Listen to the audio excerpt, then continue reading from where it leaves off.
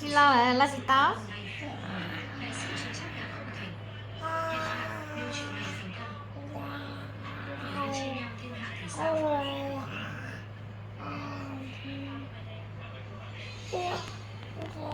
Lão già đó rồi cũng sẽ chuyển vui cho vị vua. Tần vương có cam tâm không? Nếu hắn lên làm hoàng đế, hai ta còn giữ được mạng không? Tần vương đừng quên, mẹ ruột của ngươi chính là chết dưới tay mẹ của nữ vương đó.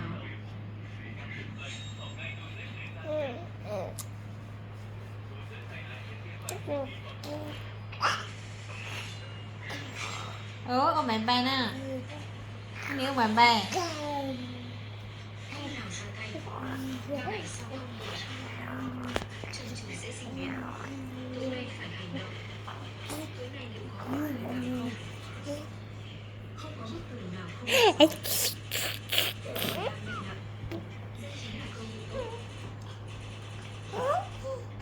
Nếu chuyện này thành công, Nè thấy mi tú à. Nè tao gì đó liền. Nè tú dùng một kè. Nè tú sợ sợ. Nè tú tàu tàu.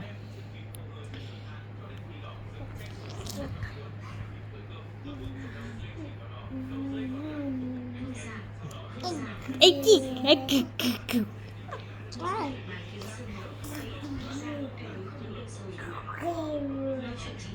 Gì nữa à? Gì nữa?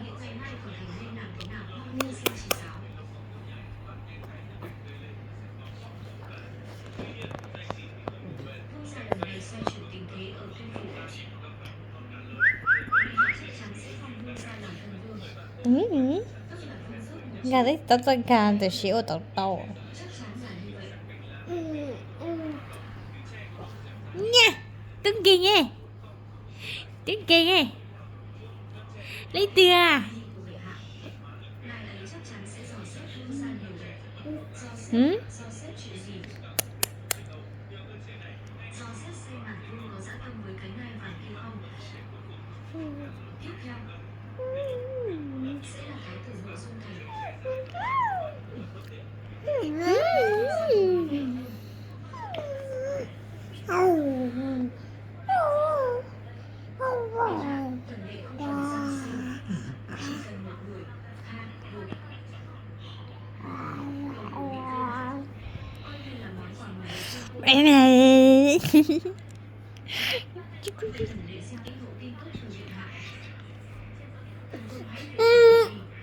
Sợ chừng.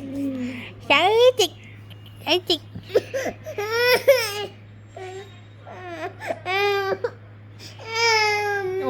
Bắt tàu ơi. Là gì tao?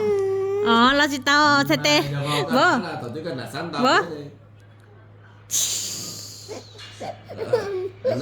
Đi bố. Bố. Bố chút tê.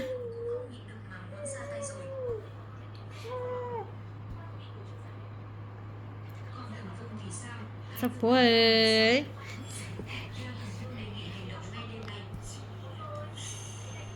Sao bố à?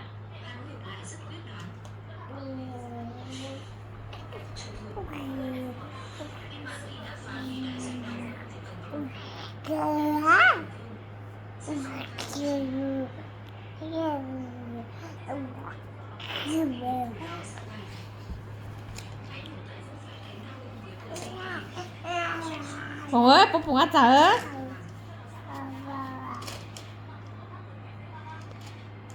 Thật tay mà chịu trói chi mà tuổi. Thì á, rồi vô mà cho lúc to rồi, có nè. Chết tám năm tao có tí gì mà của rồi.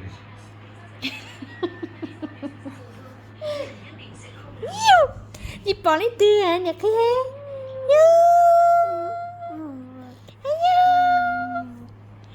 Lấy tư tôi luôn rồi ấy mà.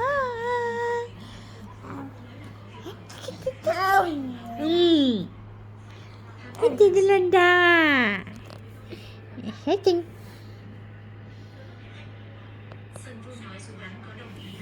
Ủa dụ. Xem à. Bố, chút tiền bố. Bố ơi. Chút tiền. trước tụi mình tôi sẽ tè để chứng minh trong sạch.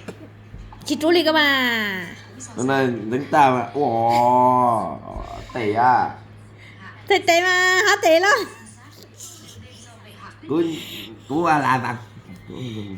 bye bye Đã được tận dụng phim cử bye bye tiền sống có thể tên lại con nè thương lại để Tô Thanh tới nói với chị. xả quá trời quá xả luôn chơi luôn á ôi xí chào